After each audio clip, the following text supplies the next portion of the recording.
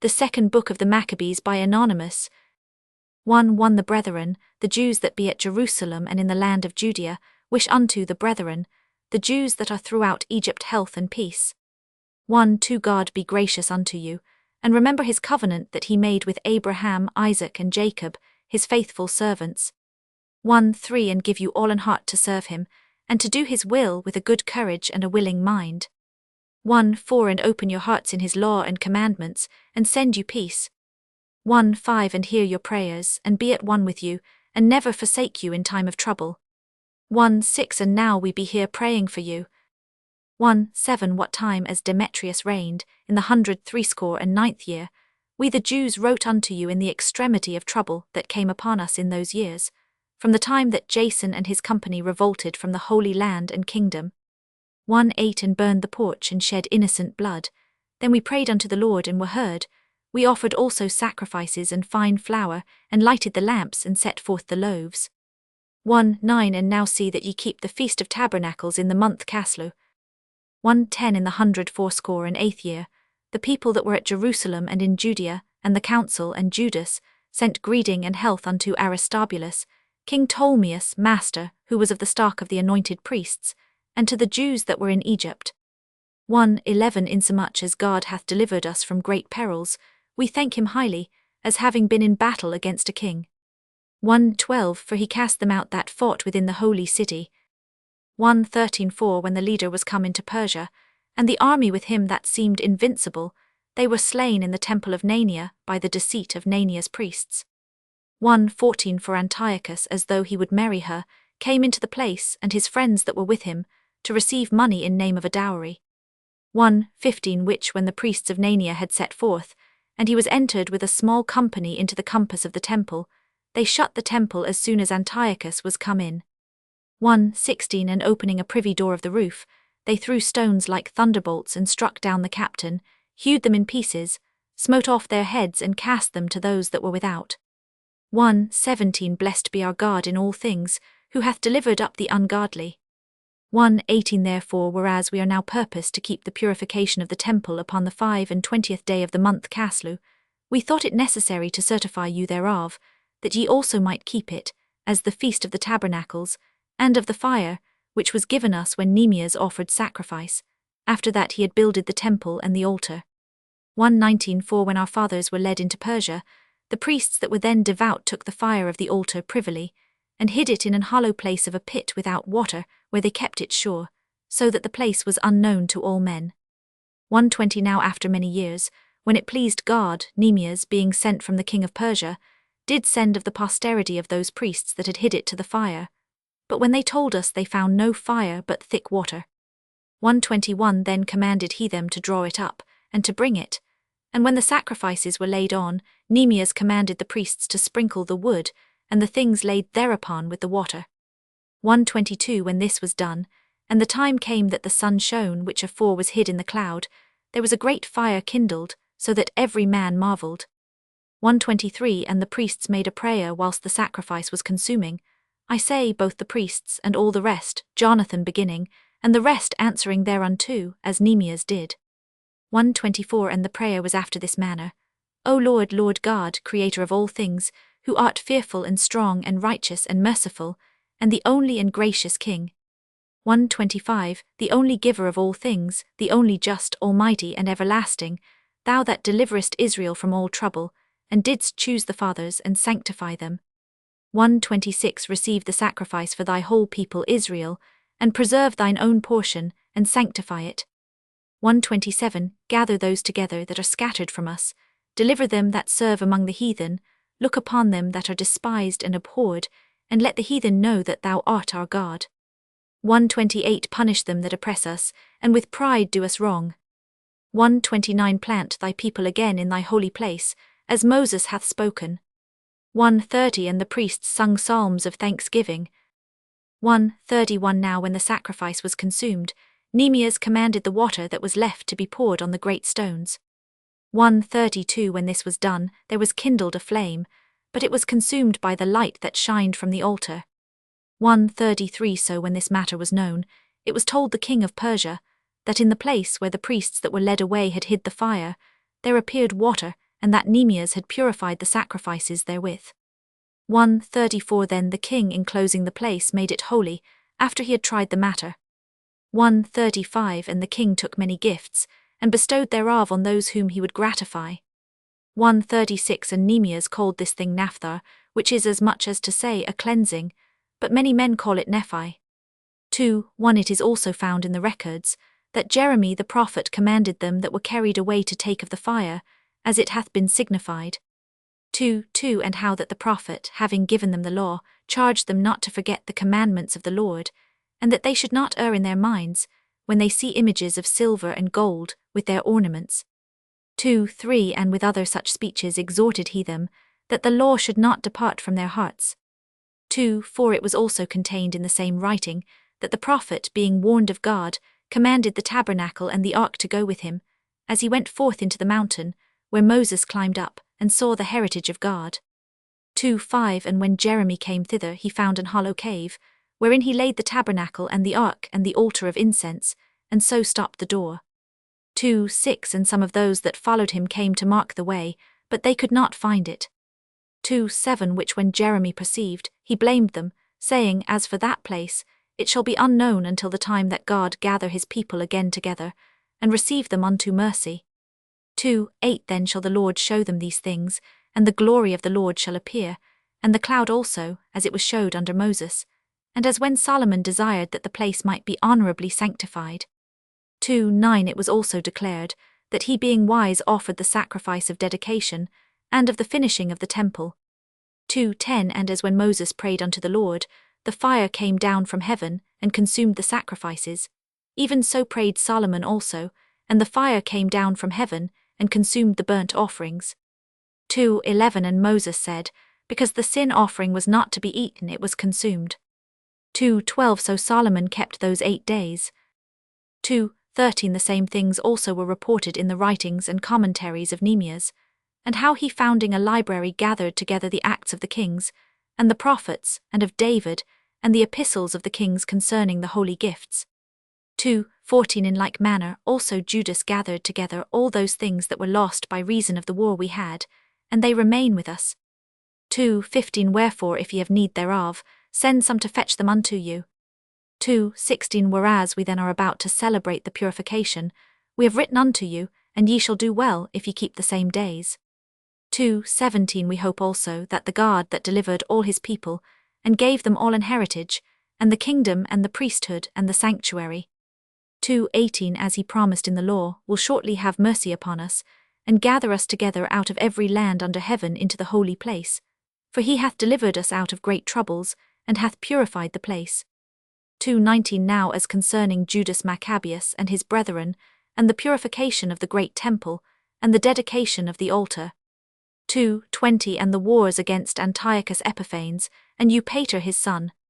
2:21 And the manifest signs that came from heaven unto those that behaved themselves manfully to their honor for Judaism, so that, being but a few, they overcame the whole country, and chased barbarous multitudes. 2:22 And recovered again the temple renowned all the world over, and freed the city, and upheld the laws which were going down, the Lord being gracious unto them with all favor. 2:23 All these things, I say, being declared by Jason of Cyrene in 5 books, we will assay to abridge in 1 volume. 2:24 For considering the infinite number, and the difficulty which they find that desire to look into the narrations of the story, for the variety of the matter. 2:25 We have been careful, that they that will read may have delight, and that they that are desirous to commit to memory might have ease, and that all into whose hands it comes might have profit. 2:26 Therefore to us, that have taken upon us this painful labor of abridging, it was not easy, but a matter of sweat and watching. 2:27 Even as it is no ease unto him that prepareth a banquet, and seeketh the benefit of others, yet for the pleasuring of many we will undertake gladly this great pains. 2:28 Leaving to the author the exact handling of every particular, and laboring to follow the rules of an abridgment. 2:29 For as the master builder of a new house must care for the whole building, but he that undertaketh to set it out and paint it must seek out fit things for the adorning thereof, even so I think it is with us. 2:30 To stand upon every point and go over things at large, and to be curious in particulars, belongeth to the first author of the story. 2:31 But to use brevity, and avoid much labouring of the work, is to be granted to him that will make an abridgment. 2:32 Here then will we begin the story, only adding thus much to that which hath been said, that it is a foolish thing to make a long prologue, and to be short in the story itself. 3:1 Now when the holy city was inhabited with all peace, and the laws were kept very well, because of the godliness of Onias the high priest, and his hatred of wickedness, it came to pass that even the kings themselves did honour the place, and magnify the temple with their best gifts. 3:3 Insomuch that Seleucus of Asia of his own revenues bare all the costs belonging to the service of the sacrifices. 3:4 But one Simon of the tribe of Benjamin, who was made governor of the temple, fell out with the high priest about disorder in the city. 3:5 And when he could not overcome Onias, he gat him to Apollonius the son of Thracias, who then was governor of Celesyria and Phenis. 3:6 And told him that the treasury in Jerusalem was full of infinite sums of money, so that the multitude of their riches, which did not pertain to the account of the sacrifices, was innumerable, and that it was possible to bring all into the king's hand. 3:7 Now when Apollonius came to the king, and had showed him of the money whereof he was told, the king chose out Heliodorus his treasurer, and sent him with a commandment to bring him the foresaid money. 3:8 So forthwith Heliodorus took his journey, under a colour of visiting the cities of Celesyria and Phenis, but indeed to fulfil the king's purpose. 3:9 And when he was come to Jerusalem, and had been courteously received of the high priest of the city, he told him what intelligence was given of the money, and declared wherefore he came, and asked if these things were so indeed. 3:10 Then the high priest told him that there was such money laid up for the relief of widows and fatherless children. 3:11 And that some of it belonged to Hyrcanus son of Tobias, a man of great dignity, and not as that wicked Simon had misinformed, the sum whereof in all was 400 talents of silver, and 200 of gold. 3:12 And that it was altogether impossible that such wrongs should be done unto them, that had committed it to the holiness of the place, and to the majesty and inviolable sanctity of the temple, honoured over all the world. 3:13 But Heliodorus, because of the king's commandment given him, said, that in any wise it must be brought into the king's treasury. 3:14 So at the day which he appointed, he entered into order this matter, wherefore there was no small agony throughout the whole city. 3:15 But the priests, prostrating themselves before the altar in their priests' vestments, called unto heaven upon him that made a law concerning things given to be kept, that they should safely be preserved for such as had committed them to be kept. 3:16 Then whoso had looked the high priest in the face, it would have wounded his heart, for his countenance and the changing of his colour declared the inward agony of his mind. 3:17 For the man was so compassed with fear and horror of the body, that it was manifest to them that looked upon him, what sorrow he had now in his heart. 3:18 Others ran flocking out of their houses to the general supplication, because the place was like to come into contempt. 3:19 And the women, girt with sackcloth under their breasts, abounded in the streets, and the virgins that were kept in ran, some to the gates and some to the walls, and others looked out of the windows. 3:20 And all, holding their hands toward heaven, made supplication.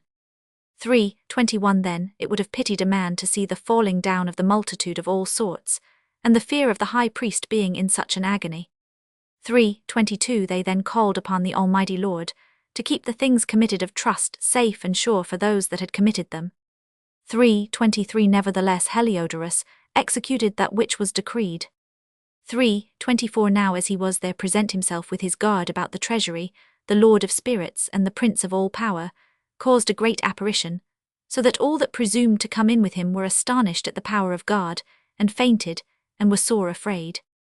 3:25 For there appeared unto them an horse with a terrible rider upon him, and adorned with a very fair covering, and he ran fiercely, and smote at Heliodorus with his forefeet, and it seemed that he that sat upon the horse had complete harness of gold. 3:26 Moreover 2 other young men appeared before him, notable in strength, excellent in beauty, and comely in apparel, who stood by him on either side, and scourged him continually, and gave him many sore stripes. 3:27 And Heliodorus fell suddenly unto the ground, and was compassed with great darkness, but they that were with him took him up, and put him into a litter. 3:28 Thus him that lately came with a great train and with all his guard into the said treasury, they carried out, being unable to help himself with his weapons, and manifestly they acknowledged the power of God. 3:29 For he by the hand of God was cast down, and lay speechless without all hope of life. 3:30 But they praised the Lord that had miraculously honored his own place. For the temple, which a little afore was full of fear and trouble when the Almighty Lord appeared, was filled with joy and gladness. 3:31 Then straightways certain of Heliodorus' friends prayed Onias, that he would call upon the Most High to grant him his life, who lay ready to give up the ghost. 3:32 So the high priest, suspecting lest the king should misconceive that some treachery had been done to Heliodorus by the Jews, offered a sacrifice for the health of the man. 3:33 Now as the high priest was making an atonement, the same young men in the same clothing appeared and stood beside Heliodorus, saying, Give Onias the high priest great thanks, insomuch as for his sake the Lord hath granted thee life. 3:34 And seeing that thou hast been scourged from heaven, declare unto all men the mighty power of God. And when they had spoken these words, they appeared no more. 3:35 So Heliodorus, after he had offered sacrifice unto the Lord, and made great vows unto him that had saved his life, and saluted Onias, returned with his host to the king.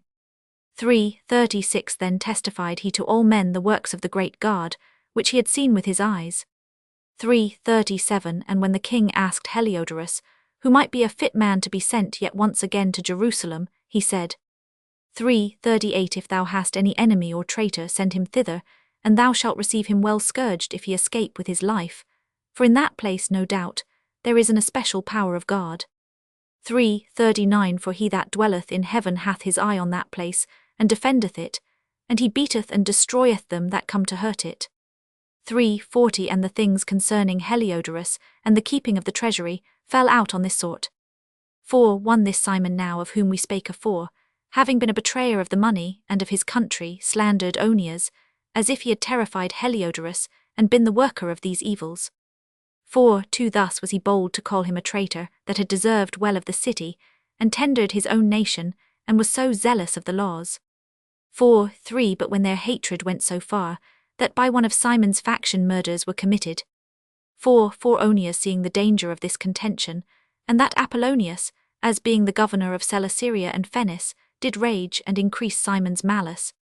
4:5 He went to the king, not to be an accuser of his countrymen, but seeking the good of all, both public and private. 4:6 For he saw that it was impossible that the state should continue quiet, and Simon leave his folly, unless the king did look thereunto.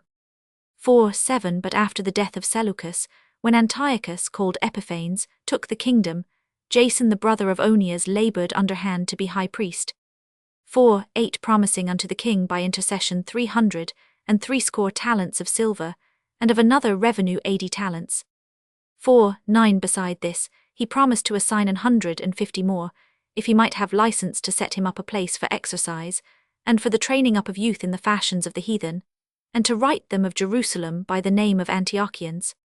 4:10 Which when the king had granted, and he had gotten into his hand the rule, he forthwith brought his own nation to the Greekish fashion. 4:11 And the royal privileges granted of special favour to the Jews by the means of John the father of Eupalmus, who went ambassador to Rome for amity and aid, he took away, and putting down the governments which were according to the law, he brought up new customs against the law.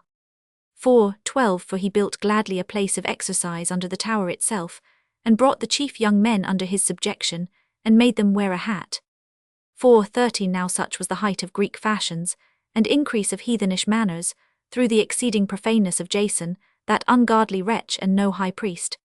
4:14 That the priests had no courage to serve any more at the altar, but despising the temple, and neglecting the sacrifices, hastened to be partakers of the unlawful allowance in the place of exercise, after the game of discus called them forth. 4:15 Not setting by the honours of their fathers, but liking the glory of the Grecians best of all. 4:16 By reason whereof sore calamity came upon them, for they had them to be their enemies and avengers, whose custom they followed so earnestly, and unto whom they desired to be like in all things. 4:17 For it is not a light thing to do wickedly against the laws of God, but the time following shall declare these things. 4:18 Now when the game that was used every 5th year was kept at Tyrus, the king being present, 4:19 This ungracious Jason sent special messengers from Jerusalem, who were Antiochians, to carry 300 drams of silver to the sacrifice of Hercules, which even the bearers thereof thought fit not to bestow upon the sacrifice, because it was not convenient, but to be reserved for other charges. 4:20 This money then, in regard of the sender, was appointed to Hercules' sacrifice, but because of the bearers thereof, it was employed to the making of galleys.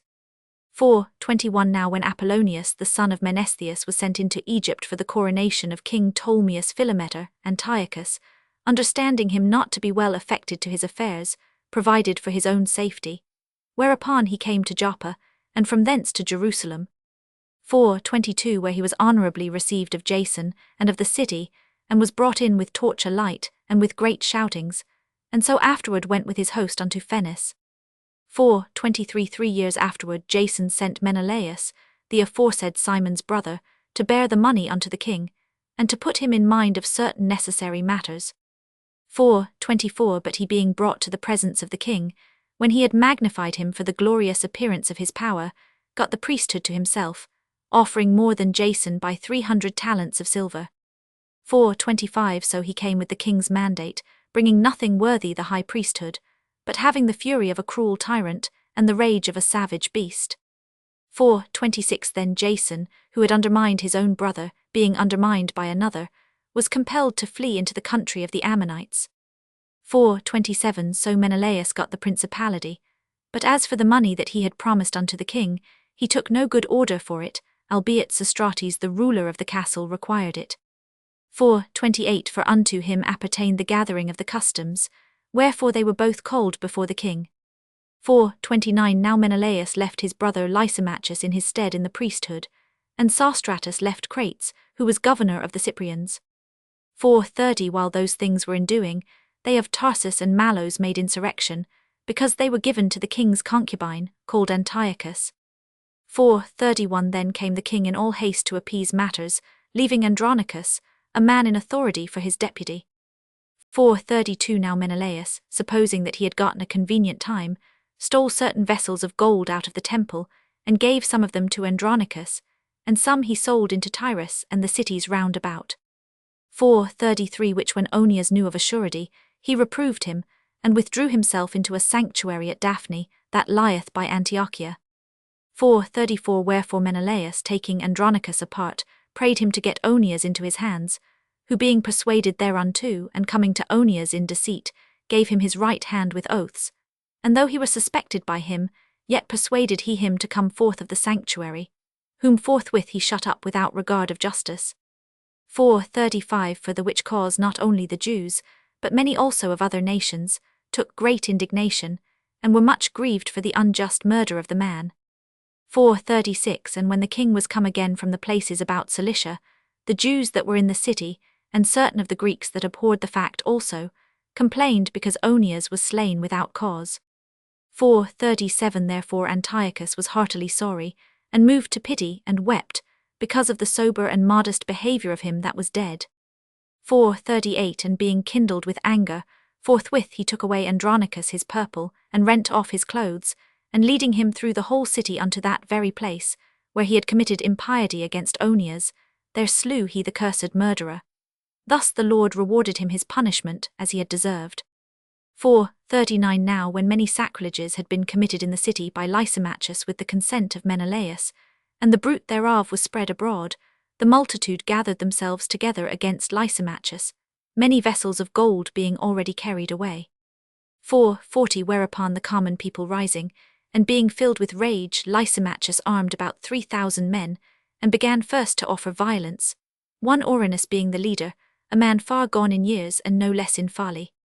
4:41 They then seeing the attempt of Lysimachus, some of them caught stones, some clubs, others taking handfuls of dust that was next at hand, cast them all together upon Lysimachus, and those that set upon them.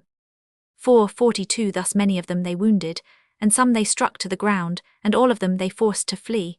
But as for the church robber himself, him they killed beside the treasury.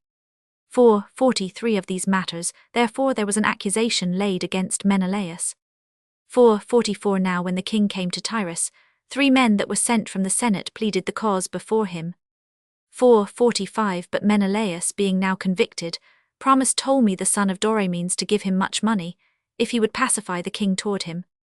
4:46 Whereupon Ptolemy, taking the king aside into a certain gallery, as it were to take the air, brought him to be of another mind. 4:47 Insomuch that he discharged Menelaus from the accusations, who notwithstanding was cause of all the mischief.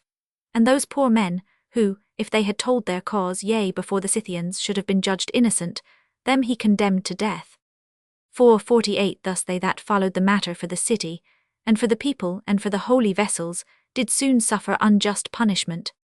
4:49 Wherefore even they of Tyrus, moved with hatred of that wicked deed, caused them to be honourably buried.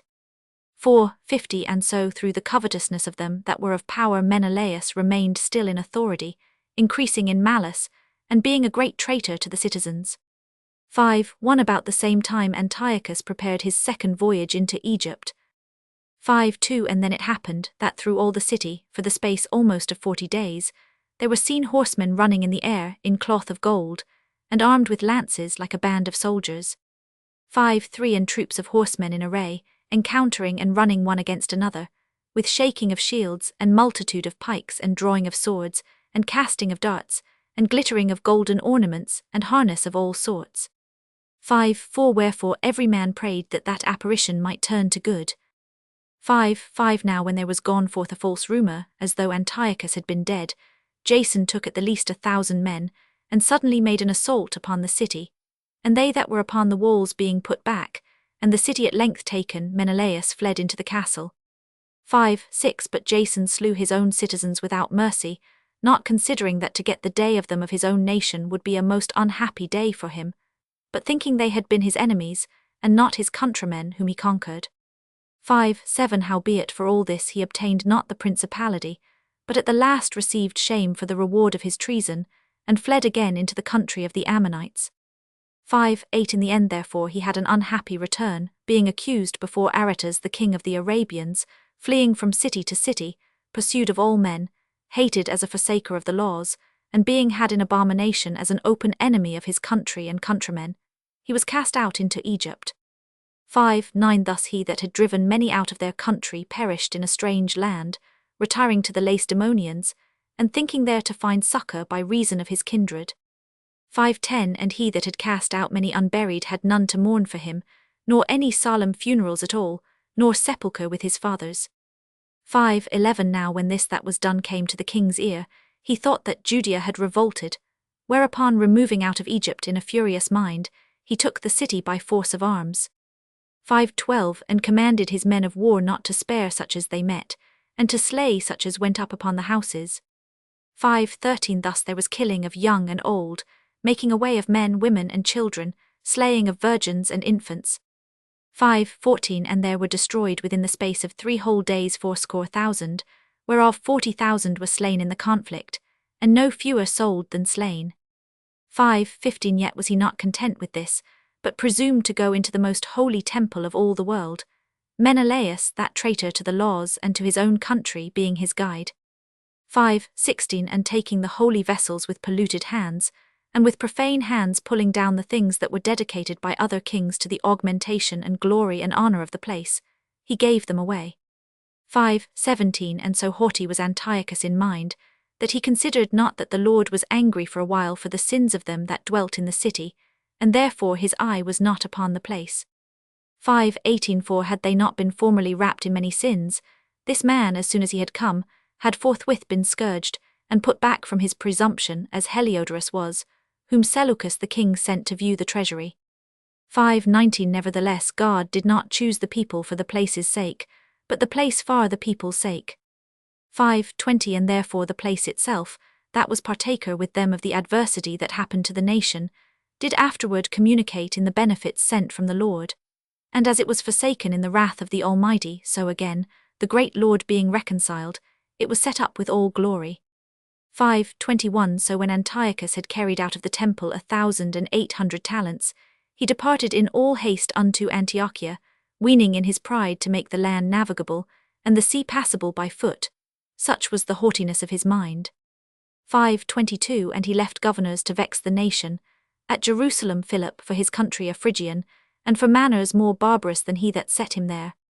5:23 And at Garizim Andronicus, and besides Menelaus, who worse than all the rest bare an heavy hand over the citizens, having a malicious mind against his countrymen the Jews. 5:24 He sent also that detestable ringleader Apollonius with an army of 22,000, commanding him to slay all those that were in their best age, and to sell the women and the younger sort. 5:25 Who coming to Jerusalem and pretending peace, did forbear till the holy day of the Sabbath, when taking the Jews keeping holy day, he commanded his men to arm themselves. 5:26 And so he slew all them that were gone to the celebrating of the Sabbath, and running through the city with weapons slew great multitudes. 5:27 But Judas Maccabeus with 9 others or thereabout, withdrew himself into the wilderness, and lived in the mountains after the manner of beasts, with his company, who fed on herbs continually, lest they should be partakers of the pollution.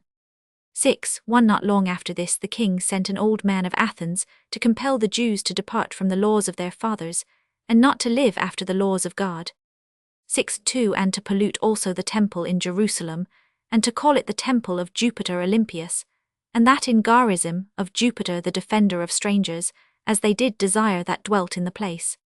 6:3 The coming in of this mischief was sore and grievous to the people. 6:4 For the temple was filled with riot and revelling by the Gentiles, who dallied with harlots, and had to do with women within the circuit of the holy places, and besides that brought in things that were not lawful. 6:5 The altar also was filled with profane things, which the law forbiddeth. 6:6 Neither was it lawful for a man to keep Sabbath days or ancient fasts, or to profess himself at all to be a Jew. 6:7 And in the day of the king's birth every month they were brought by bitter constraint to eat of the sacrifices, and when the fast of Bacchus was kept, the Jews were compelled to go in procession to Bacchus, carrying ivy. 6:8 Moreover there went out a decree to the neighbor cities of the heathen, by the suggestion of Ptolemy against the Jews, that they should observe the same fashions, and be partakers of their sacrifices. 6:9 And whoso would not conform themselves to the manners of the Gentiles should be put to death, then might a man have seen the present misery. 6:10 For there were 2 women brought, who had circumcised their children, whom when they had openly led round about the city, the babes hanging at their breasts, they cast them down headlong from the wall. 6:11 And others that had run together into caves near by, to keep the Sabbath day secretly, being discovered by Philip, were all burnt together, because they made a conscience to help themselves for the honor of the most sacred day. 6:12 Now I beseech those that read this book, that they be not discouraged for these calamities, but that they judge those punishments not to be for destruction, but for a chastening of our nation. 6:13 For it is a token of his great goodness, when wicked doers are not suffered any long time, but forthwith punished. 6:14 For not as with other nations, whom the Lord patiently forbeareth to punish, till they be come to the fullness of their sins, so dealeth he with us. 6:15 Lest that, being come to the height of sin, afterwards he should take vengeance of us. 6:16 And therefore he never withdraweth his mercy from us, and though he punish with adversity, yet doth he never forsake his people. 6:17 But let this that we had spoken be for a warning unto us, and now will we come to the declaring of the matter in a few words. 6:18 Eleazar, one of the principal scribes, an aged man, and of a well-favoured countenance, was constrained to open his mouth, and to eat swine's flesh.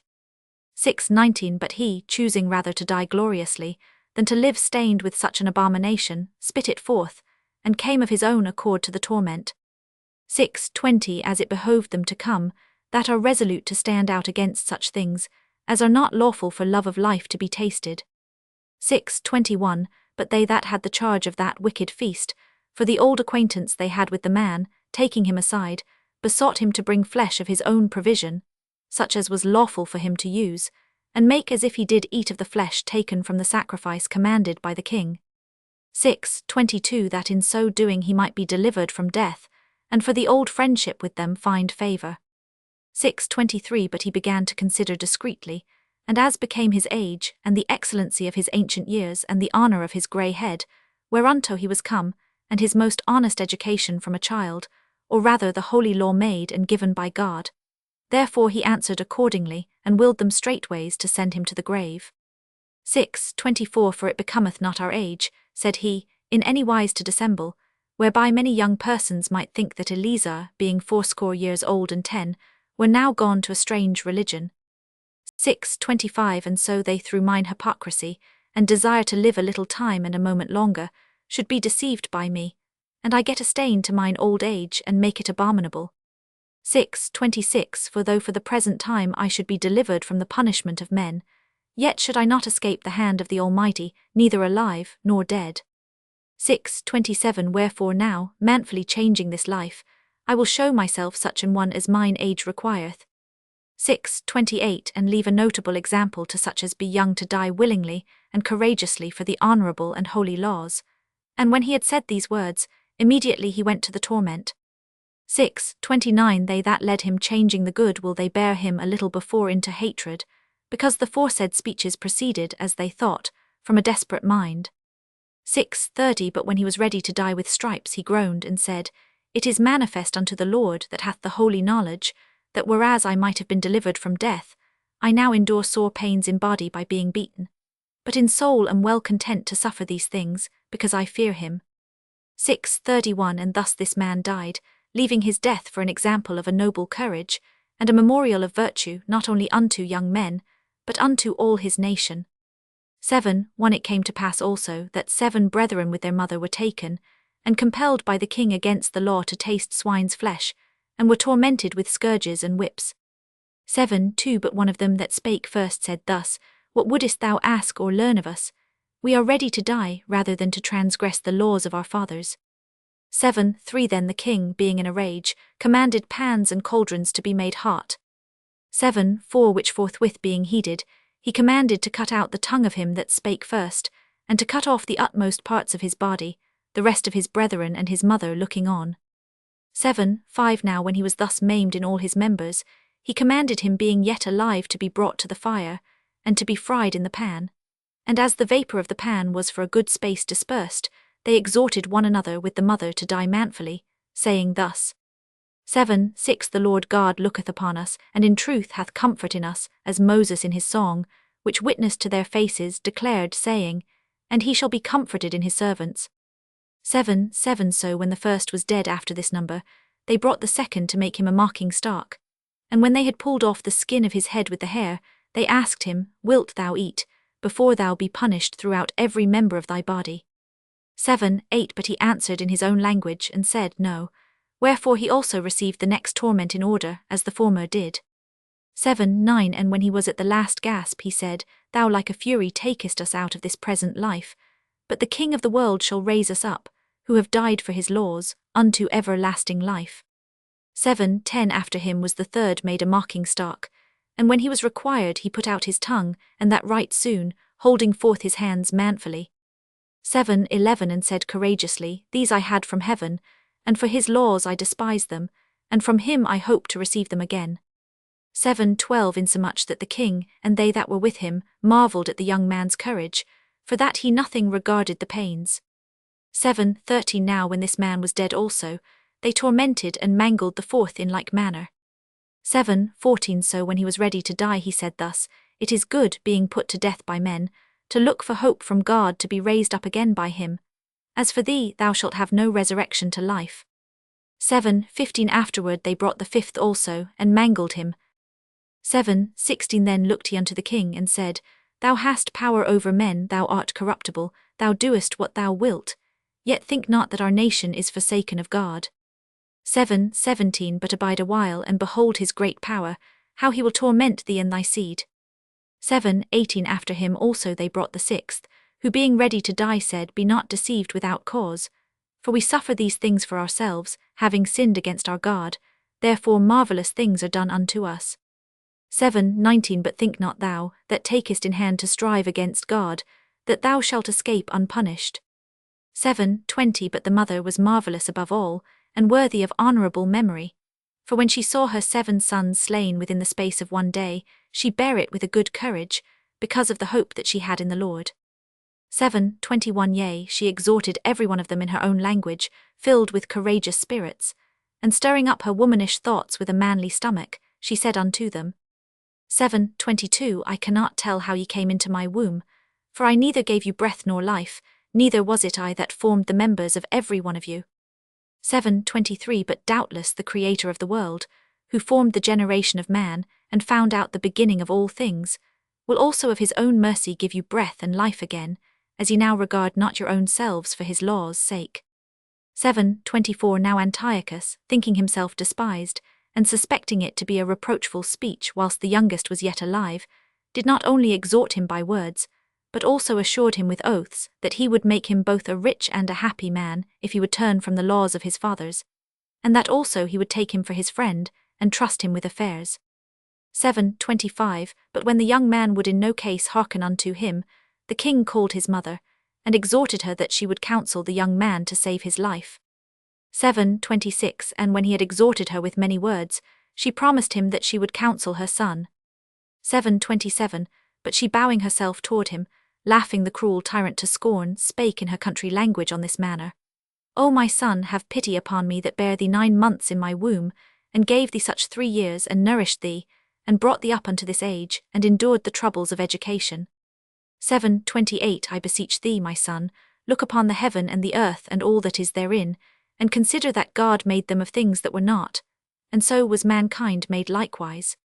7:29 Fear not this tormentor, but being worthy of thy brethren, take thy death that I may receive thee again in mercy with thy brethren.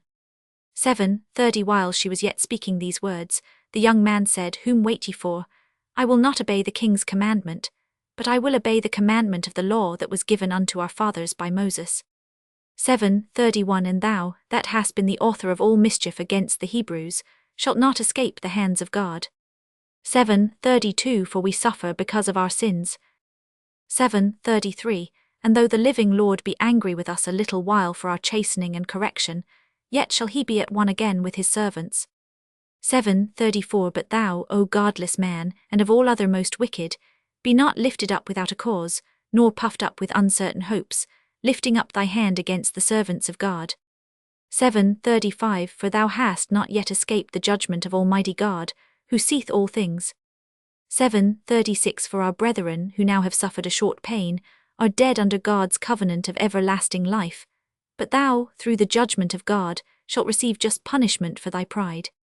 7:37 But I, as my brethren, offer up my body and life for the laws of our fathers, beseeching God that he would speedily be merciful unto our nation, and that thou by torments and plagues mayest confess that he alone is God. 7:38 And that in me and my brethren the wrath of the Almighty, which is justly brought upon our nation, may cease. 7:39 Then the king, being in a rage, handed him worse than all the rest, and took it grievously that he was marked. 7:40 So this man died undefiled, and put his whole trust in the Lord. 7:41 Last of all after the sons the mother died. 7:42 Let this be enough now to have spoken concerning the idolatrous feasts, and the extreme tortures. 8:1 Then Judas Maccabeus and they that were with him went privily into the towns, and called their kinsfolks together, and took unto them all such as continued in the Jews' religion, and assembled about 6,000 men. 8:2 And they called upon the Lord, that he would look upon the people that was trodden down of all, and also pity the temple profaned of ungodly men. 8:3 And that he would have compassion upon the city, sore defaced, and ready to be made even with the ground, and hear the blood that cried unto him. 8:4 And remember the wicked slaughter of harmless infants, and the blasphemies committed against his name, and that he would show his hatred against the wicked. 8:5 Now when Maccabeus had his company about him, he could not be withstood by the heathen, for the wrath of the Lord was turned into mercy. 8:6 Therefore he came at unawares, and burnt up towns and cities, and got into his hands the most commodious places, and overcame and put to flight no small number of his enemies. 8:7 But specially took he advantage of the night for such privy attempts, insomuch that the bruit of his manliness was spread everywhere. 8:8 So when Philip saw that this man increased by little and little, and that things prospered with him still more and more, he wrote unto Ptolemaeus, the governor of Celesyria and Phenice, to yield more aid to the king's affairs. 8:9 Then forthwith choosing Nicanor the son of Patroclus, one of his special friends, he sent him with no fewer than 20,000 of all nations under him, to root out the whole generation of the Jews, and with him he joined also Gorgias a captain, who in matters of war had great experience. 8:10 So Nicanor undertook to make so much money of the captive Jews, as should defray the tribute of 2,000 talents, which the king was to pay to the Romans. 8:11 Wherefore immediately he sent to the cities upon the sea coast, proclaiming a sale of the captive Jews, and promising that they should have 80 bodies for 1 talent, not expecting the vengeance that was to follow upon him from the Almighty God. 8:12 Now when word was brought unto Judas of Nicanor's coming, and he had imparted unto those that were with him that the army was at hand. 8:13 They that were fearful, and distrusted the justice of God, fled, and conveyed themselves away. 8:14 Others sold all that they had left, and withal besought the Lord to deliver them, being sold by the wicked Nicanor before they met together. 8:15 And if not for their own sakes, yet for the covenants he had made with their fathers, and for his holy and glorious name's sake, by which they were called. 8:16 So Maccabees called his men together unto the number of 6,000, and exhorted them not to be stricken with terror of the enemy, nor to fear the great multitude of the heathen, who came wrongly against them, but to fight manfully. 8:17 And to set before their eyes the injury that they had unjustly done to the holy place, and the cruel handling of the city, whereof they made a mockery, and also the taking away of the government of their forefathers. 8:18 For they, said he, trust in their weapons and boldness, but our confidence is in the Almighty, who at a beck can cast down both them that come against us, and also all the world. 8:19 Moreover, he recounted unto them what helps their forefathers had found, and how they were delivered, when under Sennacherib 185,000 perished. 8:20 And he told them of the battle that they had in Babylon with the Galatians, how they came but 8,000 in all to the business, with 4,000 Macedonians, and that the Macedonians being perplexed, the 8,000 destroyed 120,000 because of the help that they had from heaven, and so received a great booty. 8:21 Thus when he had made them bold with these words, and ready to die for the law and the country, he divided his army into 4 parts. 8:22 And joined with himself his own brethren, leaders of each band, to wit Simon and Joseph and Jonathan, giving each one 1,500 men. 8:23 Also he appointed Eleazar to read the holy book, and when he had given them this watchword, the help of God, himself leading the first band, he joined battle with Nicanor. 8:24 And by the help of the Almighty they slew above 9,000 of their enemies, and wounded and maimed the most part of Nicanor's host, and so put all to flight. 8:25 And took their money that came to buy them, and pursued them far, but lacking time they returned. 8:26 For it was the day before the Sabbath, and therefore they would no longer pursue them. 8:27 So when they had gathered their armor together, and spoiled their enemies, they occupied themselves about the Sabbath, yielding exceeding praise and thanks to the Lord, who had preserved them unto that day, which was the beginning of mercy distilling upon them. 8:28 And after the Sabbath, when they had given part of the spoils to the maimed, and the widows and orphans, the residue they divided among themselves and their servants. 8:29 When this was done, and they had made a common supplication, they besought the merciful Lord to be reconciled with his servants forever. 8:30 Moreover of those that were with Timotheus and Bacchides, who fought against them, they slew above 20,000, and very easily got high and strong holds, and divided among themselves many spoils more, and made the maimed, orphans, widows, yea, and the aged also, equal in spoils with themselves. 8:31 And when they had gathered their armor together, they laid them up all carefully in convenient places, and the remnant of the spoils they brought to Jerusalem. 8:32 They slew also Philauches, that wicked person who was with Timotheus, and had annoyed the Jews many ways. 8:33 Furthermore at such time as they kept the feast for the victory in their country they burnt Callisthenes, that had set fire upon the holy gates, who had fled into a little house, and so he received a reward meet for his wickedness. 8:34 As for that most ungracious Nicanor, who had brought 1,000 merchants to buy the Jews. 8:35 He was through the help of the Lord brought down by them, of whom he made least account, and putting off his glorious apparel, and discharging his company, he came like a fugitive servant through the midland unto Antioch, having very great dishonour, for that his host was destroyed. 8:36 Thus he, that took upon him to make good to the Romans their tribute by means of captives in Jerusalem, told abroad that the Jews had God to fight for them, and therefore they could not be hurt, because they followed the laws that he gave them. 9:1 About that time came Antiochus with dishonour out of the country of Persia.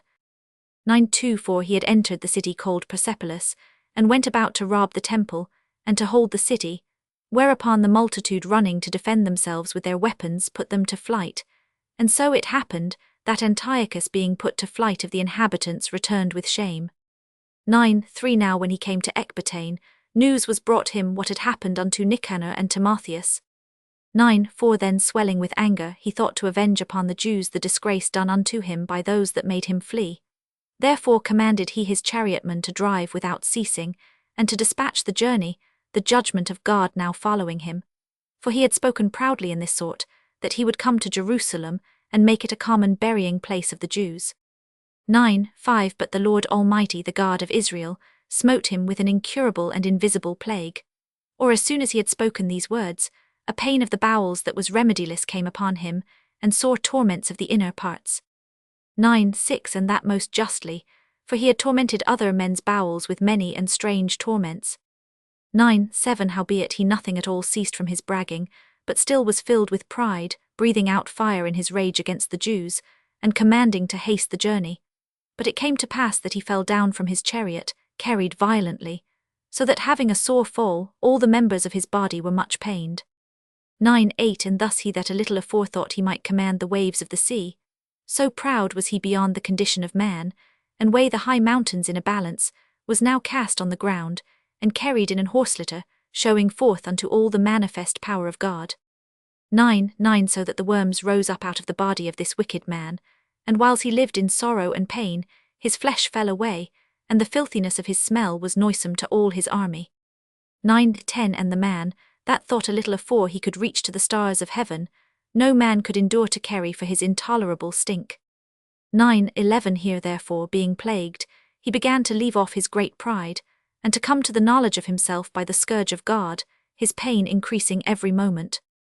9:12 And when he himself could not abide his own smell, he said these words, It is meet to be subject unto God, and that a man that is mortal should not proudly think of himself if he were God. 9:13 This wicked person vowed also unto the Lord, who now no more would have mercy upon him, saying thus. 9:14 That the holy city to the which he was going in haste to lay it even with the ground, and to make it a common burying place, he would set at liberty. 9:15 And as touching the Jews, whom he had judged not worthy so much as to be buried, but to be cast out with their children to be devoured of the fowls and wild beasts, he would make them all equals to the citizens of Athens. 9:16 And the holy temple, which before he had spoiled, he would garnish with goodly gifts, and restore all the holy vessels with many more, and out of his own revenue defray the charges belonging to the sacrifices. 9:17 Yea, and that also he would become a Jew himself, and go through all the world that was inhabited, and declare the power of God. 9:18 But for all this his pains would not cease, for the just judgment of God was come upon him. Therefore despairing of his health, he wrote unto the Jews the letter underwritten, containing the form of a supplication after this manner. 9:19 Antiochus, king and governor, to the good Jews his citizens wisheth much joy, health, and prosperity. 9:20 If ye and your children fare well, and your affairs be to your contentment, I give very great thanks to God, having my hope in heaven. 9:21 As for me, I was weak, or else I would have remembered kindly your honor and goodwill returning out of Persia, and being taken with a grievous disease, I thought it necessary to care for the common safety of all. 9:22 Not distrusting mine health, but having great hope to escape this sickness. 9:23 But considering that even my father, at what time he led an army into the high countries, appointed a successor. 9:24 To the end that, if anything fell out contrary to expectation, or if any tidings were brought that were grievous, they of the land, knowing to whom the state was left, might not be troubled. 9:25 Again, considering how that the princes that are borderers and neighbours unto my kingdom wait for opportunities, and expect what shall be the event, I have appointed my son Antiochus king, whom I often committed and commended unto many of you, when I went up into the high provinces, to whom I have written as followeth. 9:26 Therefore I pray and request you to remember the benefits that I have done unto you generally, and in special, and that every man will be still faithful to me and my son. 9:27 For I am persuaded that he understanding my mind will favourably and graciously yield to your desires. 9:28 Thus the murderer and blasphemer having suffered most grievously, as he entreated other men, so died he a miserable death in a strange country in the mountains. 9:29 And Philip, that was brought up with him, carried away his body, who also fearing the son of Antiochus went into Egypt to Ptolemais Philometor. 10:1 Now Maccabees and his company, the Lord guiding them, recovered the temple and the city. 10:2 But the altars which the heathen had built in the open street, and also the chapels, they pulled down. 10:3 And having cleansed the temple they made another altar, and striking stones they took fire out of them, and offered a sacrifice after 2 years, and set forth incense, and lights and showbread. 10:4 When that was done, they fell flat down, and besought the Lord that they might come no more into such troubles, but if they sinned any more against him, that he himself would chasten them with mercy, and that they might not be delivered unto the blasphemous and barbarous nations. 10:5 Now upon the same day that the strangers profaned the temple, on the very same day it was cleansed again, even the 25th day of the same month, which is Caslu. 10:6 And they kept the 8 days with gladness, as in the feast of the tabernacles, remembering that not long afore they had held the feast of the tabernacles, when as they wandered in the mountains and dens like beasts. 10:7 Therefore they bare branches, and fair boughs and palms also, and sang psalms unto him that had given them good success in cleansing his place. 10:8 They ordained also by a common statute and decree, that every year those days should be kept of the whole nation of the Jews. 10:9 And this was the end of Antiochus, called Epiphanes. 10:10 Now will we declare the acts of Antiochus Eupator, who was the son of this wicked man, gathering briefly the calamities of the wars. 10:11 So when he was come to the crown, he set one Lysias over the affairs of his realm, and appointed him his chief governor of Celesyria and Phenice. 10:12 For Ptolemais, that was called Macron, choosing rather to do justice unto the Jews for the wrong that had been done unto them, endeavoured to continue peace with them. 10:13 Whereupon being accused of the king's friends before Eupator, and called traitor at every word because he had left Cyprus, that Philometor had committed unto him, and departed to Antiochus Epiphanes, and seeing that he was in no honourable place, he was so discouraged that he poisoned himself and died. 10:14 But when Gorgias was governor of the holds, he hired soldiers, and nourished war continually with the Jews. 10:15 And therewithal the Idumeans, having gotten into their hands the most commodious holds, kept the Jews occupied, and receiving those that were banished from Jerusalem, they went about to nourish war. 10:16 Then they that were with Maccabees made supplication, and besought God that he would be their helper, and so they ran with violence upon the strong holds of the Idumeans. 10:17 And assaulting them strongly, they won the holds, and kept off all that fought upon the wall, and slew all that fell into their hands, and killed no fewer than 20,000. 10:18 And because certain, who were no less than 9,000, were fled together into 2 very strong castles, having all manner of things convenient to sustain the siege. 10:19 Maccabeus left Simon and Joseph, and Zacchaeus also, and them that were with him, who were enough to besiege them, and departed himself unto those places which more needed his help. 10:20 Now they that were with Simon, being led with covetousness, were persuaded for money through certain of those that were in the castle, and took 70,000 drams, and let some of them escape.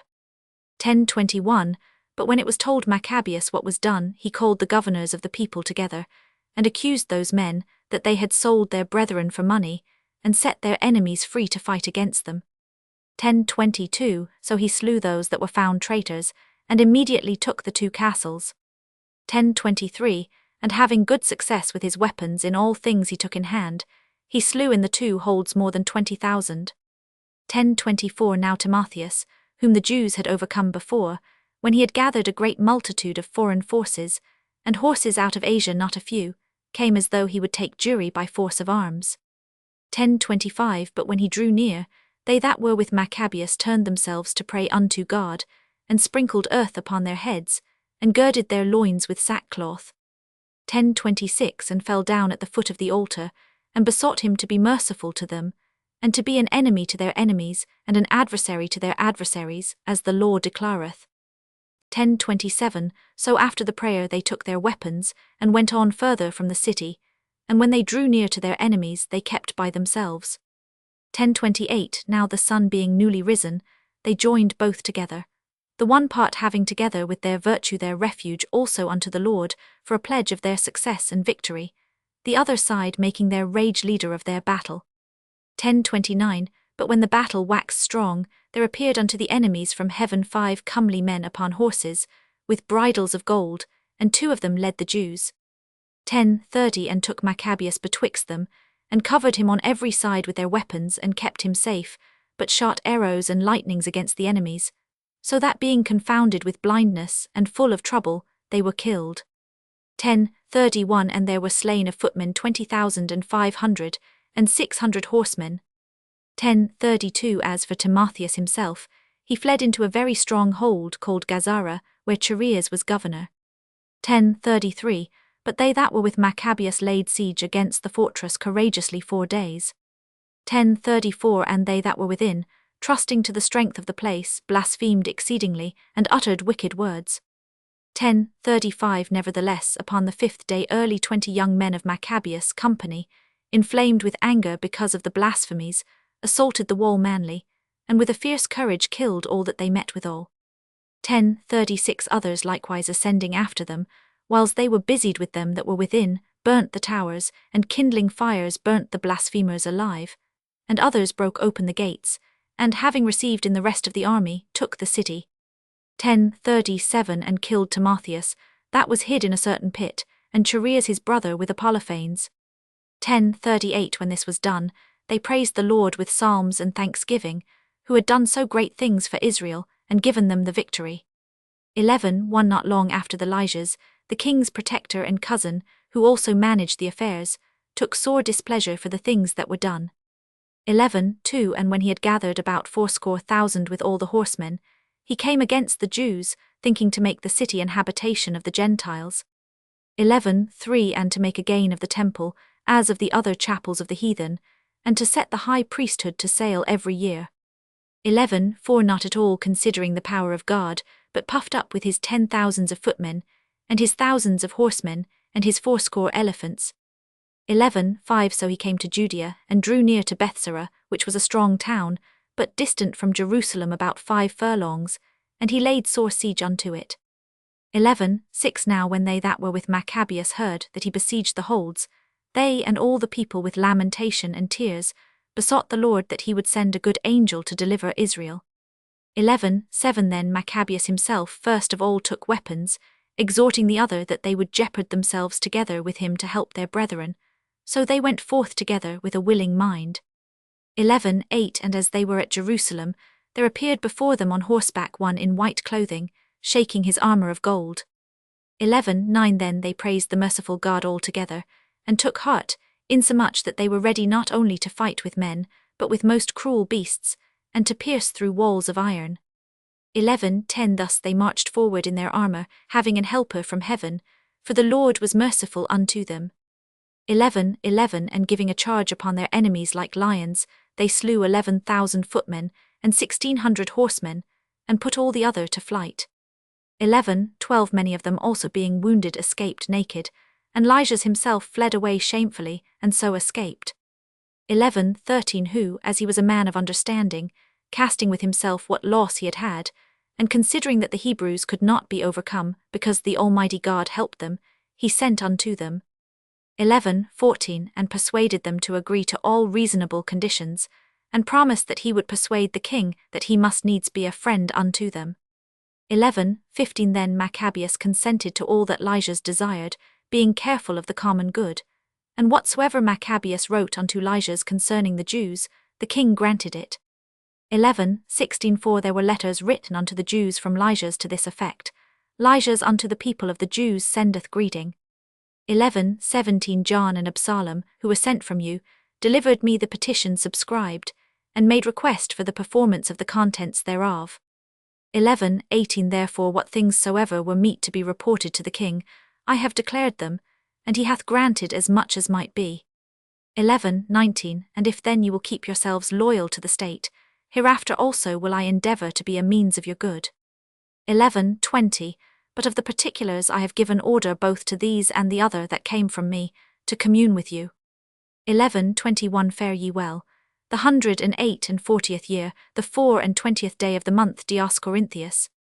11:22 Now the king's letter contained these words, King Antiochus unto his brother Elijah's sendeth greeting. 11:23 Since our father is translated unto the gods, our will is, that they that are in our realm live quietly, that every one may attend upon his own affairs. 11:24 We understand also that the Jews would not consent to our father, for to be brought unto the custom of the Gentiles, but had rather keep their own manner of living, for the which cause they require of us, that we should suffer them to live after their own laws. 11:25 Wherefore our mind is, that this nation shall be in rest, and we have determined to restore them their temple, that they may live according to the customs of their forefathers. 11:26 Thou shalt do well therefore to send unto them, and grant them peace, that when they are certified of our mind, they may be of good comfort, and ever go cheerfully about their own affairs. 11:27 And the letter of the king unto the nation of the Jews was after this manner, King Antiochus sendeth greeting unto the council, and the rest of the Jews. 11:28 If ye fare well we have our desire, we are also in good health. 11:29 Menelaus declared unto us that your desire was to return home, and to follow your own business. 11:30 Wherefore they that will depart shall have safe conduct, till the 30th day of Xanthicus with security. 11:31 And the Jews shall use their own kind of meats and laws, as before, and none of them any manner of ways shall be molested for things ignorantly done. 11:32 I have sent also Menelaus, that he may comfort you. 11:33 Fare ye well, in the 148th year, and the 15th day of the month Xanthicus. 11:34 The Romans also sent unto them a letter containing these words, Quintus Memmius and Titus Manlius, ambassadors of the Romans, send greeting unto the people of the Jews. 11:35 Whatsoever Elijah's the king's cousin hath granted, therewith we also are well pleased. 11:36 But touching such things as he judged to be referred to the king, after ye have advised thereof, send one forthwith, that we may declare as it is convenient for you, for we are now going to Antioch. 11:37 Therefore send some with speed, that we may know what is your mind. 11:38 Farewell, this 148th year, the 15th day of the month Xanthicus. 12:1 When these covenants were made, Elijah's went unto the king, and the Jews were about their husbandry. 12:2 But of the governors of several places, Timotheus and Apollonius, the son of Genius, also Hieronymus and Demophan, and beside them Nicanor the governor of Cyprus, would not suffer them to be quiet and live in peace. 12:3 The men of Joppa also did such an ungodly deed. They prayed the Jews that dwelt among them to go with their wives and children into the boats which they had prepared, as though they had meant them no hurt. 12:4 Who accepted of it according to the common decree of the city, as being desirous to live in peace, and suspecting nothing. But when they were gone forth into the deep, they drowned no less than 200 of them. 12:5 When Judas heard of this cruelty done unto his countrymen, he commanded those that were with him to make them ready. 12:6 And calling upon God the righteous judge, he came against those murderers of his brethren, and burnt the haven by night, and set the boats on fire, and those that fled thither he slew. 12:7 And when the town was shut up, he went backward, as if he would return to root out all them of the city of Joppa. 12:8 But when he heard that the Jamnites were minded to do in like manner unto the Jews that dwelt among them. 12:9 He came upon the Jamnites also by night, and set fire on the haven and the navy, so that the light of the fire was seen at Jerusalem 240 furlongs off. 12:10 Now when they were gone from thence 9 furlongs in their journey toward Timotheus, no fewer than 5,000 men on foot, and 500 horsemen of the Arabians set upon him. 12:11 Whereupon there was a very sore battle, but Judas, side by the help of God, got the victory, so that the nomads of Arabia, being overcome, besought Judas for peace, promising both to give him cattle and to pleasure him otherwise. 12:12 Then Judas, thinking indeed that they would be profitable in many things, granted them peace, whereupon they shook hands, and so they departed to their tents. 12:13 He went also about to make a bridge to a certain strong city, which was fenced about with walls, and inhabited by people of divers countries, and the name of it was Maccabees. 12:14 But they that were within it put such trust in the strength of the walls and provision of victuals, that they behaved themselves rudely toward them that were with Judas, railing and blaspheming, and uttering such words as were not to be spoken. 12:15 Wherefore Judas with his company, calling upon the great Lord of the world, who without rams or engines of war did cast down Jericho in the time of Joshua, gave a fierce assault against the walls. 12:16 And took the city by the will of God, and made unspeakable slaughters, insomuch that a lake 2 furlongs broad near adjoining thereunto, being filled full, was seen running with blood. 12:17 Then departed they from thence 750 furlongs, and came to Cherachah unto the Jews that are called Tubiani. 12:18 But as for Timotheus, they found him not in the places, for before he had dispatched anything, he departed from thence, having left a very strong garrison in a certain hold.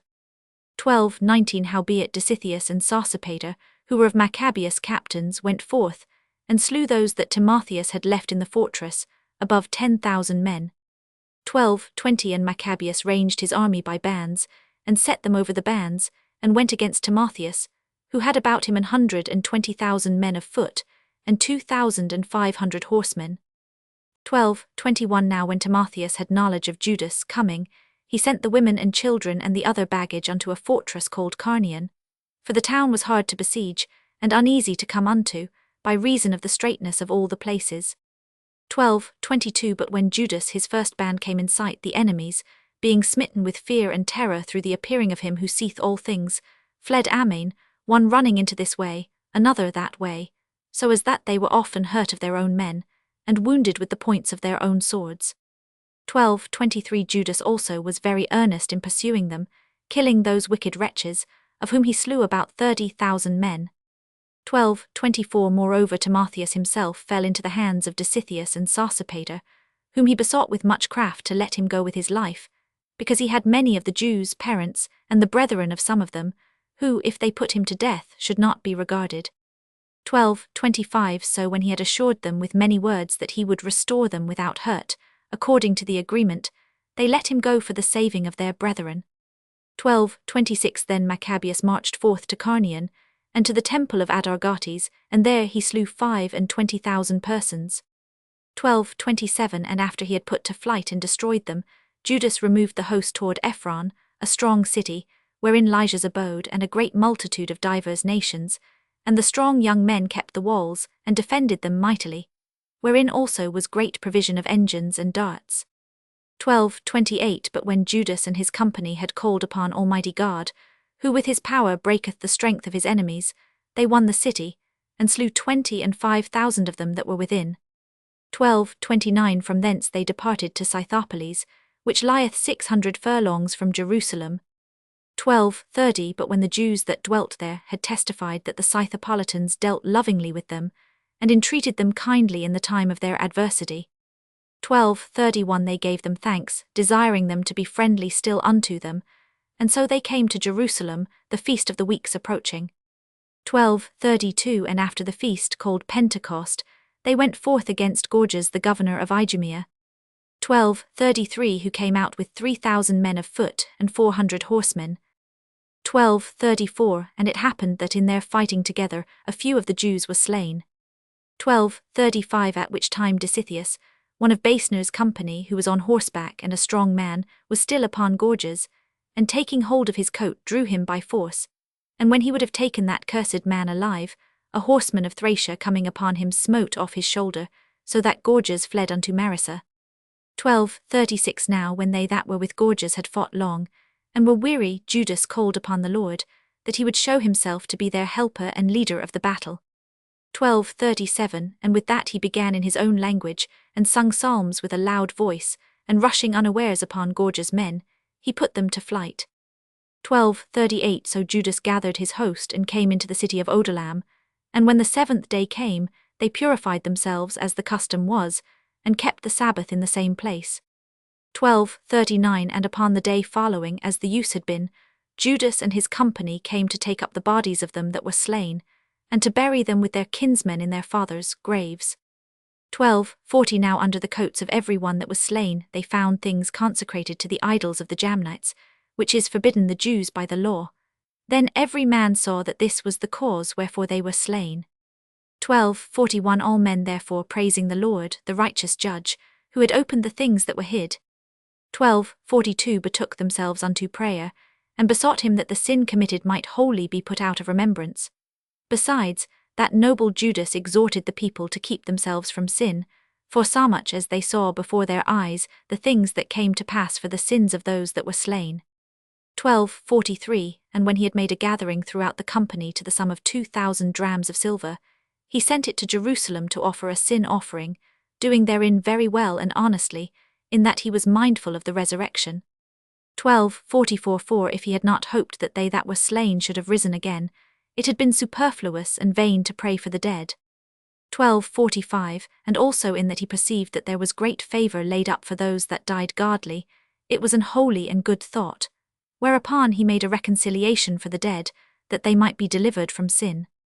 13:1 In the 149th year it was told Judas, that Antiochus Eupator was coming with a great power into Judea. 13:2 And with him Lysias his protector and ruler of his affairs, having either of them a Grecian power of footmen, 110,000, and horsemen 5,300, and elephants 22, and 300 chariots armed with hooks. 13:3 Menelaus also joined himself with them, and with great dissimulation encouraged Antiochus, not for the safeguard of the country, but because he thought to have been made governor. 13:4 But the King of Kings moved Antiochus' mind against this wicked wretch, and Lysias informed the king that this man was the cause of all mischief, so that the king commanded to bring him unto Berea, and to put him to death, as the manner is in that place. 13:5 Now there was in that place a tower of 50 cubits high, full of ashes, and it had a round instrument which on every side hanged down into the ashes. 13:6 And whosoever was condemned of sacrilege, or had committed any other grievous crime, there did all men thrust him unto death. 13:7 Such a death it happened that wicked man to die, not having so much as burial in the earth, and that most justly. 13:8 For inasmuch as he had committed many sins about the altar, whose fire and ashes were holy, he received his death in ashes. 13:9 Now the king came with a barbarous and haughty mind to do far worse to the Jews than had been done in his father's time. 13:10 Which things when Judas perceived, he commanded the multitude to call upon the Lord night and day, that if ever at any other time he would now also help them, being at the point to be put from their law, from their country, and from the holy temple. 13:11 And that he would not suffer the people, that had even now been but a little refreshed, to be in subjection to the blasphemous nations. 13:12 So when they had all done this together, and besought the merciful Lord with weeping and fasting, and lying flat upon the ground 3 days long, Judas, having exhorted them, commanded they should be in a readiness. 13:13 And Judas, being apart with the elders, determined, before the king's host should enter into Judea, and get the city, to go forth and try the matter in fight by the help of the Lord. 13:14 So when he had committed all to the Creator of the world, and exhorted his soldiers to fight manfully, even unto death, for the laws, the temple, the city, the country, and the commonwealth, he camped by Mardin. 13:15 And having given the watchword to them that were about him, victory is of God. With the most valiant and choice young men he went into the king's tent by night, and slew in the camp about 4,000 men, and the chiefest of the elephants with all that were upon him. 13:16 And at last they filled the camp with fear and tumult, and departed with good success. 13:17 This was done in the break of the day, because the protection of the Lord did help him. 13:18 Now when the king had taken a taste of the manliness of the Jews, he went about to take the holds by policy. 13:19 And marched toward Bethsara, which was a strong hold of the Jews, but he was put to flight, failed, and lost of his men. 13:20 For Judas had conveyed unto them that were in it such things as were necessary. 13:21 But Rhodicus, who was in the Jews' host, disclosed the secrets to the enemies. Therefore he was sought out, and when they had gotten him, they put him in prison. 13:22 The king treated with them in Bethsara the second time, gave his hand, took theirs, departed, fought with Judas, was overcome. 13:23 Heard that Philip, who was left over the affairs in Antioch, was desperately bent, confounded, entreated the Jews, submitted himself, and sware to all equal conditions, agreed with them, and offered sacrifice, honoured the temple, and dealt kindly with the place.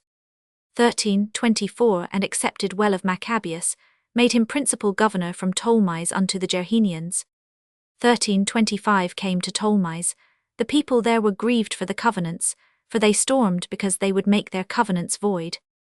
13:26 Lysias went up to the judgment seat, said as much as could be in defense of the cause, persuaded, pacified, made them well affected, returned to Antioch.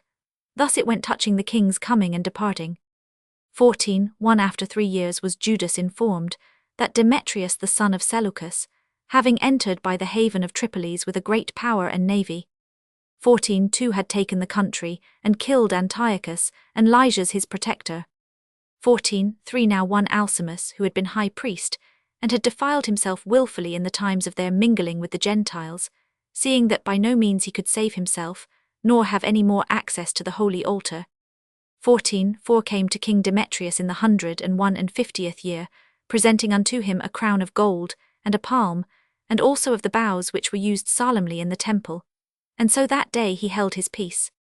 14:5 Howbeit having gotten opportunity to further his foolish enterprise, and being called into council by Demetrius, and asked how the Jews stood affected, and what they intended, he answered thereunto. 14:6 Those of the Jews that he called Asidians, whose captain is Judas Maccabeus, nourish war and are seditious, and will not let the realm be in peace. 14:7 Therefore I, being deprived of mine ancestors' honor, I mean the high priesthood, am now come hither. 14:8 First, verily for the unfeigned care I have of things pertaining to the king, and secondly, even for that I intend the good of mine own countrymen, for all our nation is in no small misery through the unadvised dealing of them aforesaid. 14:9 Wherefore, O king, seeing thou knowest all these things, be careful for the country, and our nation, which is pressed on every side, according to the clemency that thou readily showest unto all. 14:10 For as long as Judas liveth, it is not possible that the state should be quiet. 14:11 This was no sooner spoken of him, but others of the king's friends, being maliciously set against Judas, did more incense Demetrius. 14:12 And forthwith calling Nicanor, who had been master of the elephants, and making him governor over Judea, he sent him forth. 14:13 Commanding him to slay Judas, and to scatter them that were with him, and to make Alcimus high priest of the great temple. 14:14 Then the heathen that had fled out of Judea from Judas came to Nicanor by flocks, thinking the harm and calamities of the Jews to be their welfare. 14:15 Now when the Jews heard of Nicanor's coming, and that the heathen were up against them, they cast earth upon their heads, and made supplication to him that had established his people for ever, and who always helpeth his portion with manifestation of his presence. 14:16 So at the commandment of the captain they removed straightways from thence, and came near unto them at the town of Dissau.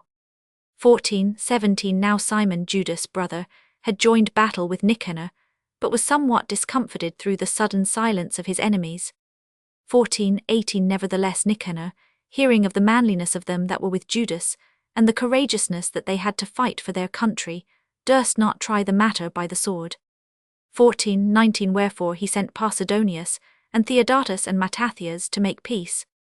14:20 So when they had taken long advisement thereupon, and the captain had made the multitude acquainted therewith, and it appeared that they were all of one mind, they consented to the covenants. 14:21 And appointed a day to meet in together by themselves, and when the day came, and stools were set for either of them. 14:22 Ludars placed armed men ready in convenient places, lest some treachery should be suddenly practiced by the enemies, so they made a peaceable conference. 14:23 Now Nicanor abode in Jerusalem, and did no hurt, but sent away the people that came flocking unto him.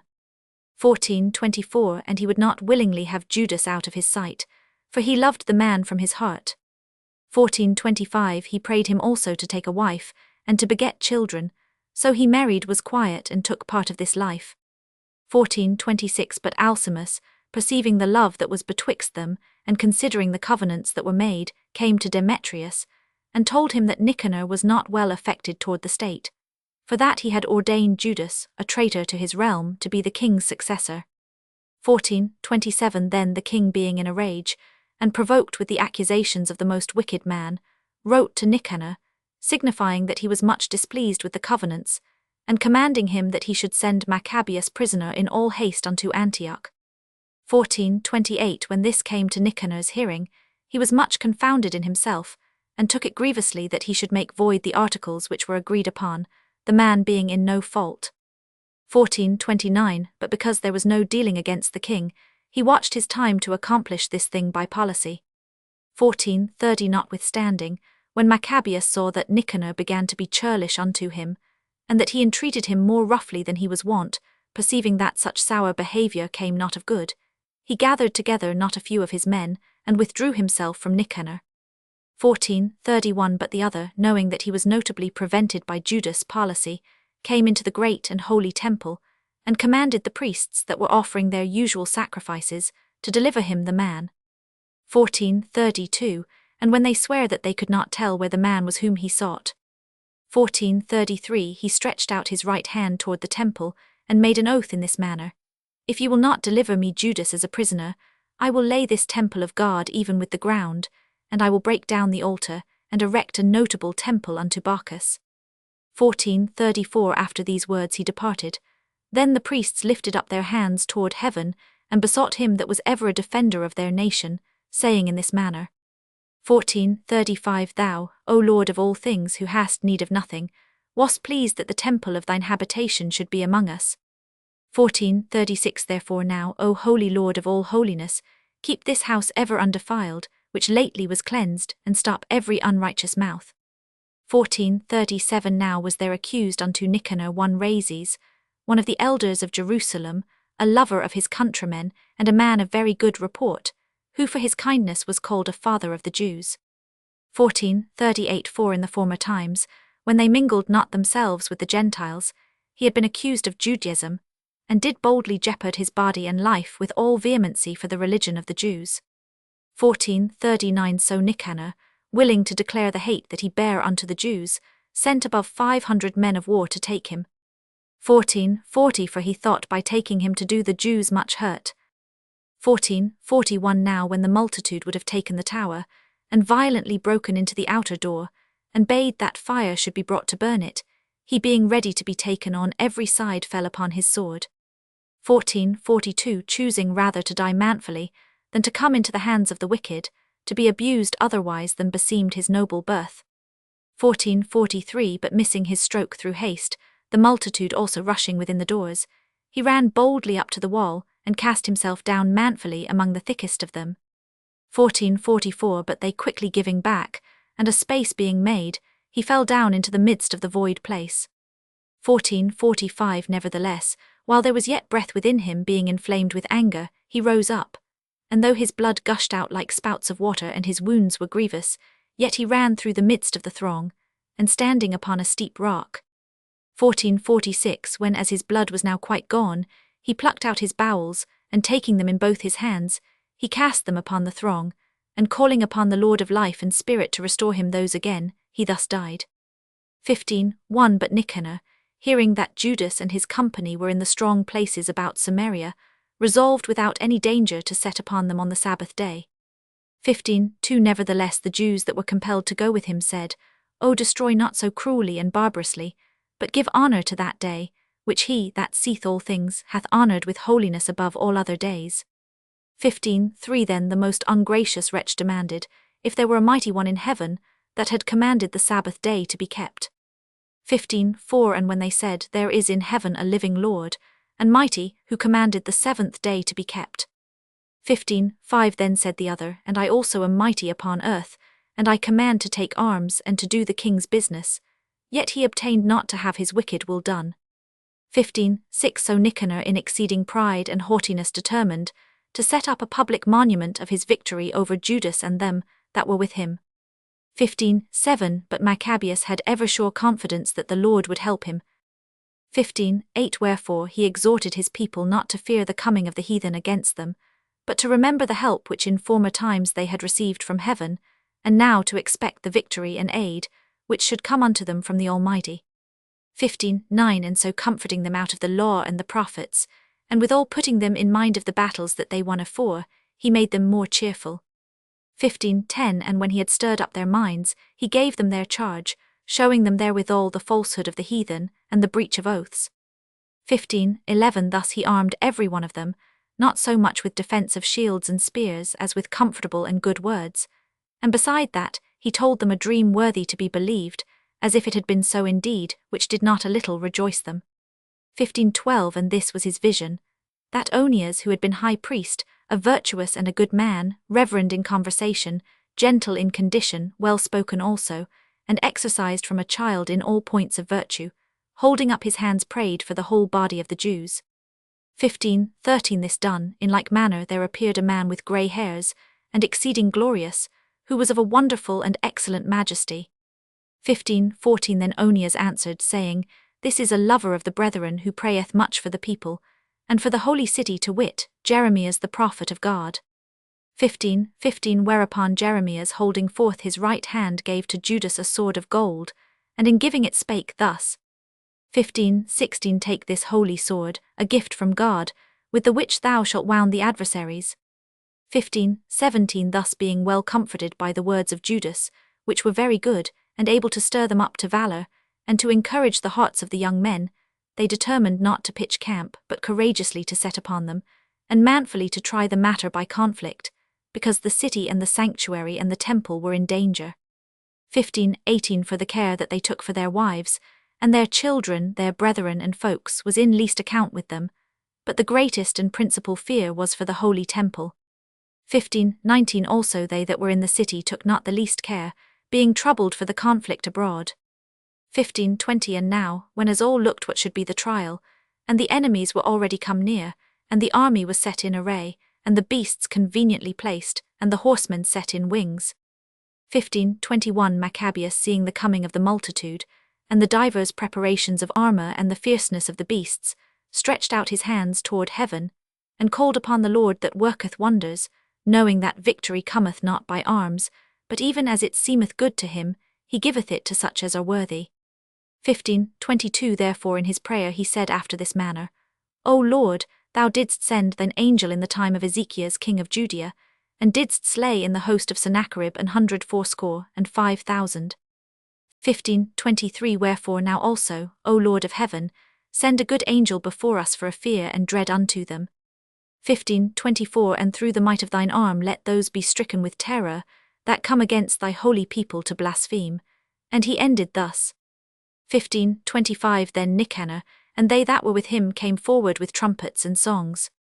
1526 But Judas and his company encountered the enemies with invocation and prayer. 1527 So that fighting with their hands, and praying unto God with their hearts, they slew no less than 35,000 men, for through the appearance of God they were greatly cheered. 1528 Now when the battle was done, returning again with joy, they knew that Nicanor lay dead in his harness. 1529 Then they made a great shout and a noise, praising the Almighty in their own language. 1530 And Judas, who was ever the chief defender of the citizens both in body and mind, and who continued his love toward his countrymen all his life, commanded to strike off Nicanor's head, and his hand with his shoulder, and bring them to Jerusalem. 1531 So when he was there, and called them of his nation together, and set the priests before the altar, he sent for them that were of the tower. 1532 And showed them vile Nicanor's head, and the hand of that blasphemer, which with proud brags he had stretched out against the holy temple of the Almighty. 1533 And when he had cut out the tongue of that ungodly Nicanor, he commanded that they should give it by pieces unto the fowls, and hang up the reward of his madness before the temple. 1534 So every man praised toward the heaven the glorious Lord, saying, Blessed be he that hath kept his own place undefiled. 1535 He hanged also Nicanor's head upon the tower, an evident and manifest sign unto all of the help of the Lord. 1536 And they ordained all with a common decree in no case to let that day pass without solemnity, but to celebrate the 30th day of the 12th month, which in the Syrian tongue is called Adar, the day before Mardocheus' day. 1537 Thus went it with Nicanor, and from that time forth the Hebrews had the city in their power, and here will I make an end. 1538 And if I have done well, and as is fitting the story, it is that which I desired, but if slenderly and meanly, it is that which I could attain unto.